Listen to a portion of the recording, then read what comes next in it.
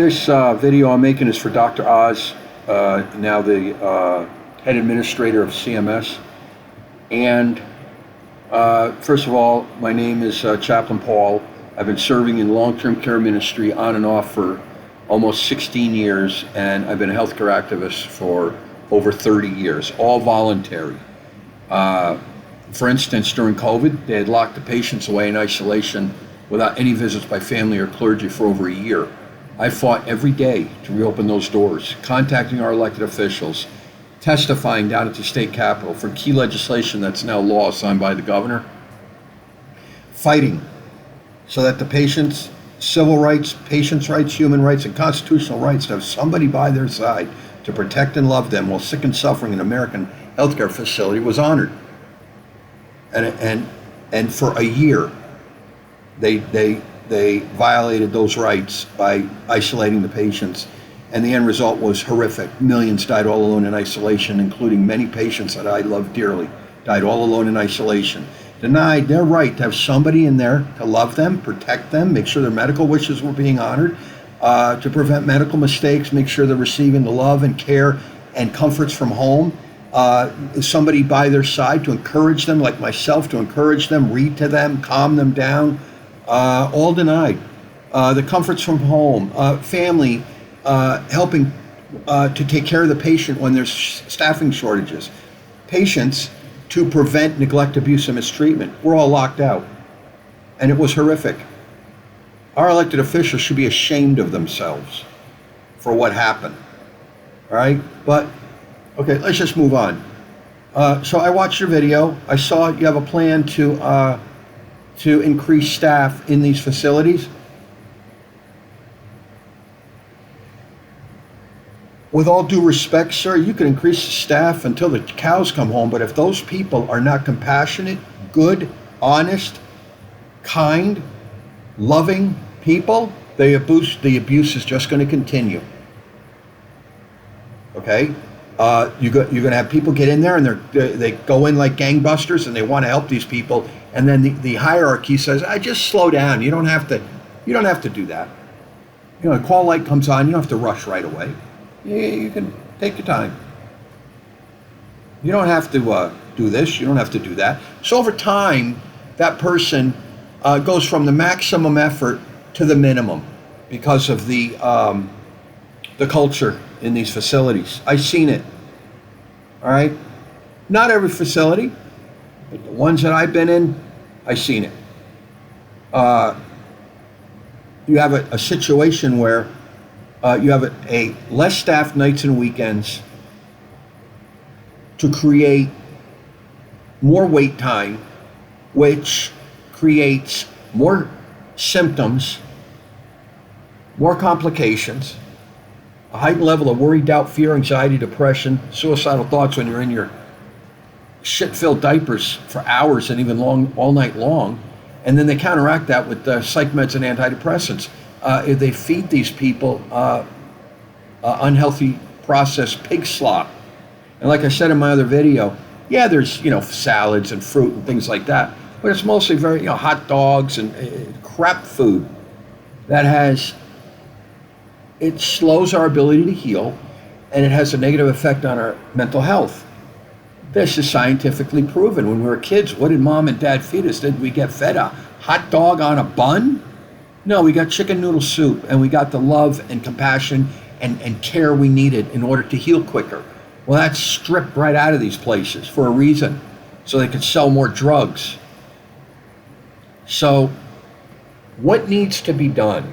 Well, yeah, in Arizona, there's a provision in the state budget that calls for training up caregivers. And what they need to do, and it received $0 the last 2 years, zero. What they need to do is train up state caregivers. Make it law that they need to be put at least 10 or 20 of these caregivers in each facility to take up the slack and be the eyes and ears for the state. And this will be part of holding them accountable. You need to have teams.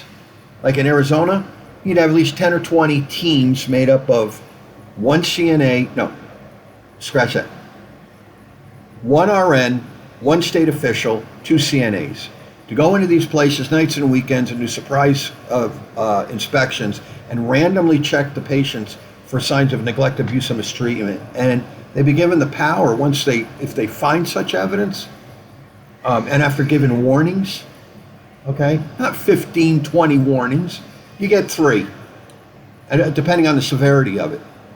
After that, you're fined and you're arrested and you're sent to prison, and the place is shut down. Say, well, if we start shutting these places down, what are we going to do with the patients? Well, this is where real leadership comes in.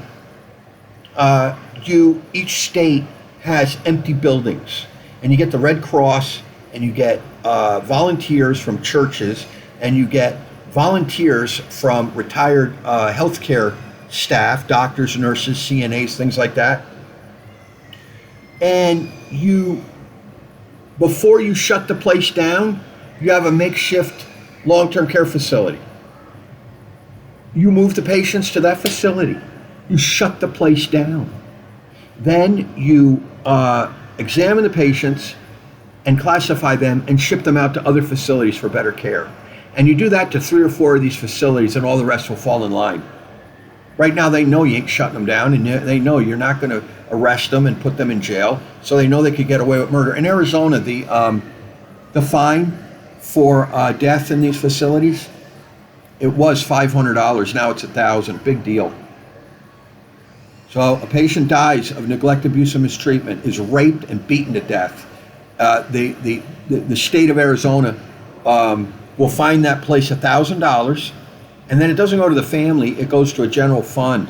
The place needs to be fined 50 to 100 grand. Half the money goes to the family, the other half goes to training up caregivers. That's the deal. There's no chaplains in these facilities. Yes, we can go in if a patient calls or family member, or if we volunteer like myself, but what needs to be created is a system to train up good, compassionate, spirit-filled chaplains and get at least 2 of them and get them in there, get us in there, because you have patients or families, chaplains are not even on their radar, and they don't know the value of it. They don't know the value of spiritual teachings and the teachings of God, and just prayer, the power of prayer to calm a person down, or a chaplain as a counselor to counsel them when things are really bad and help them to get a grip on life and help them to look at things not from the flesh or from a worldly perspective, but a spiritual perspective that brings inner peace, so they're at peace in their environment.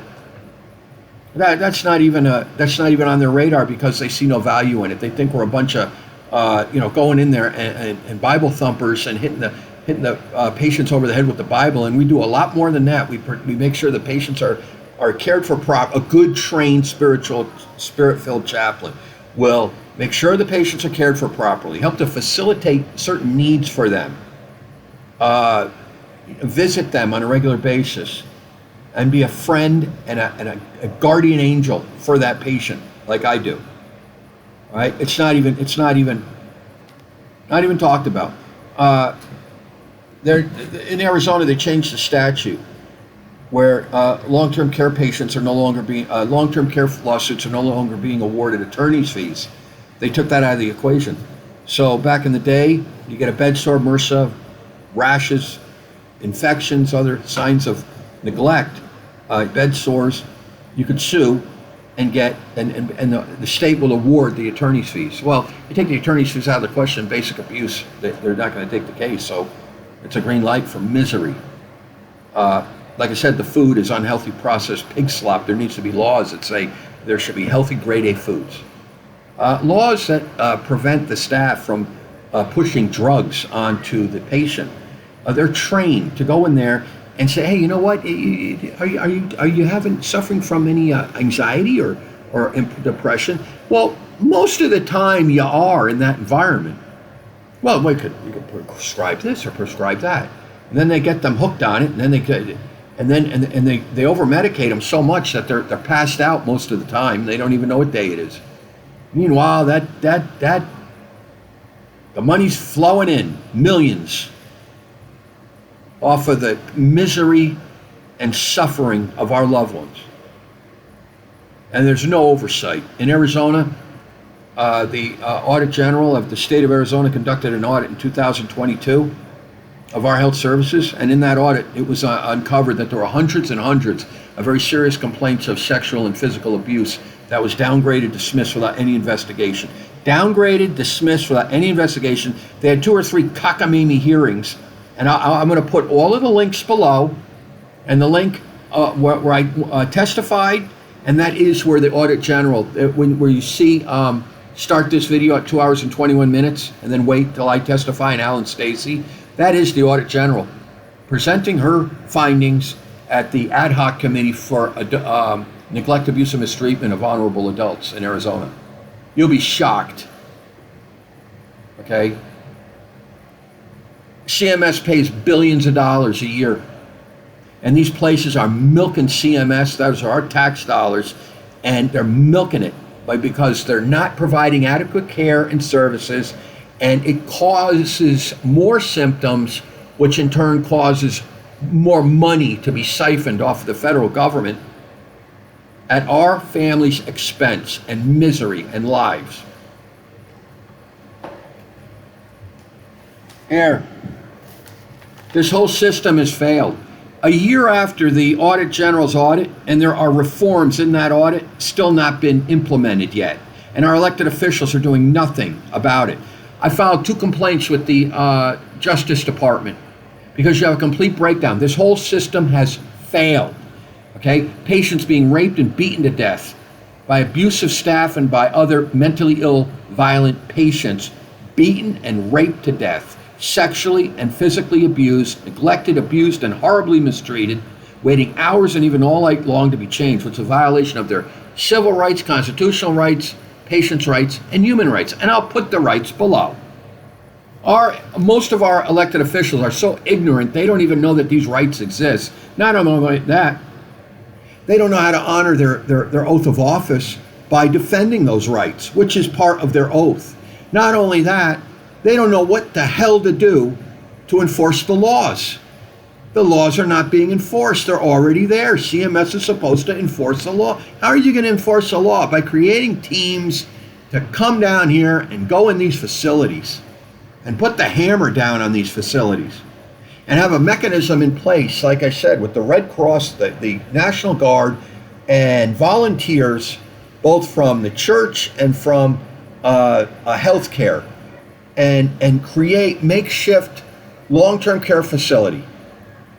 The patients are moved to, they're evaluated, examined, treated properly, and then they're shipped out to better facilities. And the place is shut down, and the owners go to prison, and the staff goes to jail. That's it, cut and dry. Okay? Look at this. Look at this.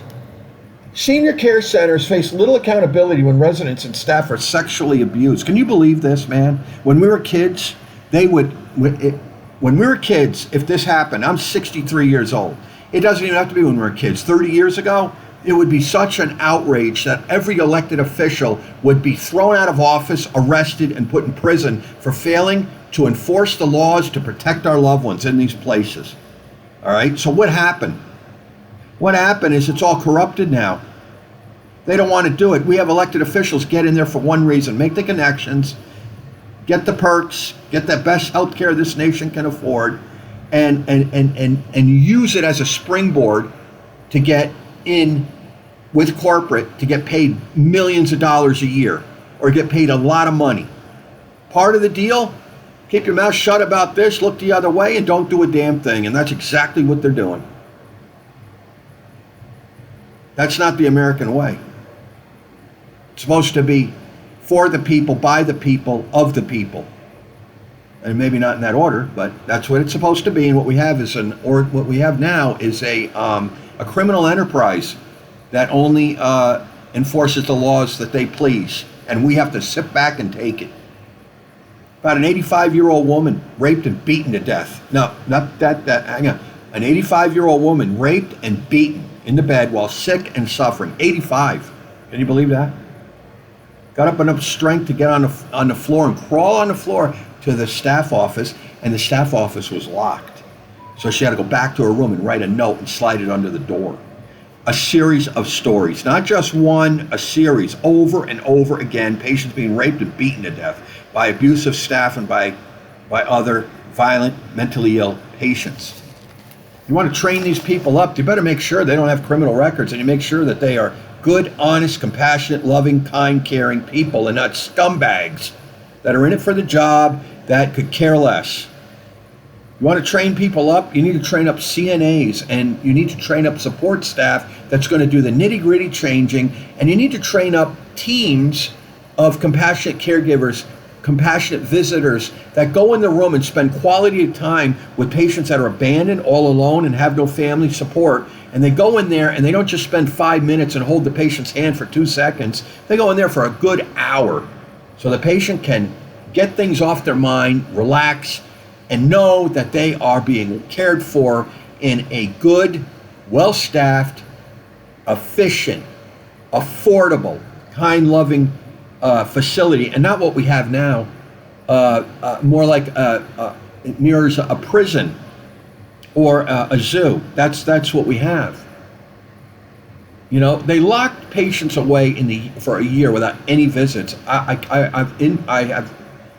will tell you, that is such a disgrace and a slap in the face to every serviceman and every politician and like Martin Luther King and Cesar Chavez and dozens of others that fought and died so that those rights and freedoms would be there to protect people, and it was just thrown out the window. And millions died all alone in isolation, including many patients that I love dearly, died all alone. Okay? And what are you guys doing about it? Nothing. It's not even being discussed. Where are the hearings that talk about this? Where's the congressional hearings to bring in witnesses, staff, owners, volunteers, patients, family members by Zoom if they're too sick, can't afford to go to Washington? Where's the congressional hearings about this? You know where they are? Nowhere. Because they all have blood on their hands. Every single one of them. Their argument was we have to isolate the patient to protect them from the virus. My argument is who's protecting the patient from other violent, mentally ill patients, and who's protecting the patients from abusive staff? Nobody. So when they took us out of the equation, there's no witnesses. It was a free-for-all. Sonny, no. Here's the deal. Create a law, regulation that there need to be good, spirit-filled, kind, compassionate, long-term care chaplains in these facilities with their own office and their own budget, and the federal government helps pay that budget, so they're not sitting there on a shoestring with $0. And there needs to be attorneys that are CMS attorneys for families that go through a living hell and get raped and butchered in our healthcare system, and they can't afford an attorney. There needs to be attorneys that they could have that are paid for by the government to sue these places and put these people in prison. We do it for criminals. Why can't we do it for patients that have been butchered and raped, sexually abused, sexually abused, physically abused, okay, neglected, abused, mistreated, so horribly that you can't even imagine it. So you're going to train people up. They better be good people, man. You're going to do this, do it the right way. Understand that there's a culture where they sell product. It is a for-profit business. So they don't want extra people in there. They're going to fight tooth and nail on this deal. So you got to put your foot down and make it law. You need teams to go in and examine the patients and look for abuse, neglect, and mistreatment, and given the power to fine, arrest, charge these people. You got to do this the right way. You know, contact me if you want. I've been through a living hell. Okay, I don't like doing this. I don't like getting the calls that the people that I love are in agony because they're in their shit-filled diapers all night long. I don't like getting the calls that people that I love are now in ICU because they got E. coli or MRSA or bed sores or rashes or infections so bad because they're not being cared for properly. They're in ICU. I don't like getting the call that they died. And now their widows are crying over the phone, and there's not a state agency or a politician that gives a damn about these people. They don't even answer the phone. That's another thing. Have it, create a part of CMS where there's people that actually answer the phone, okay? Because you don't even have that anymore, okay? Have a division of CMS where if we call and say, hey, there's a facility out here that has just got 600 complaints, the people are waiting all night long to be changed, they're treated like animals, and then you send your boys down here and you put the hammer down on that facility if our state refused to do it. And then you charge state officials and you charge our elected officials for not doing their job and violating their oath of office. That's what needs to be done. And a mountain of other stuff. And I'll put my videos below. Okay? Martin Luther King said, a man dies when he doesn't stand up for what's right. A man dies when he doesn't stand up for truth. A man dies when he doesn't stand up for justice. And that's true. We die on the inside. We literally die on the inside. Then he also said, yes, when we do that, when you actually have the courage to do that, all right, you step out and you're defending people that are alone and the defenseless and the innocents of this world, and you actually have the courage and the determination to step out in defense of these people, risking it all, then you risk personal injury, great loss. You risk getting fired, thrown in jail, beaten, and murdered. That's what you risk. But he said it's better to go through life with a scarred up body than have to go through life with a scarred up soul, having sold out and just look the other way. So let's get on the ball and do our job and help these poor people. The laws already exist. No patient should have to worry about getting raped and beaten to death in these facilities. No patient should have to wait more than 20 minutes to be changed. No patient should have to sit there in fear that they're going to be sexually and physically abused, talked rudely, manhandled, tossed around like a rag doll, not cleaned properly, not getting the proper medication, not getting the proper care, not being able to go to the hospital for an evaluation if they fall out of bed or something happens and they're denied that right. Not live in fear that they're going to be put in isolation when the next pandemic or statewide or national emergency comes. But they're going to be at peace knowing that the state and the government and people of that state are looking after their well-being and are willing to fight and stand up to make sure they're cared for properly. That's what we need to do. You know what? Y'all have a blessed day. Thank you for your service. And remember, Jesus loves you and so do I. Hey, I'll be in touch. Take care.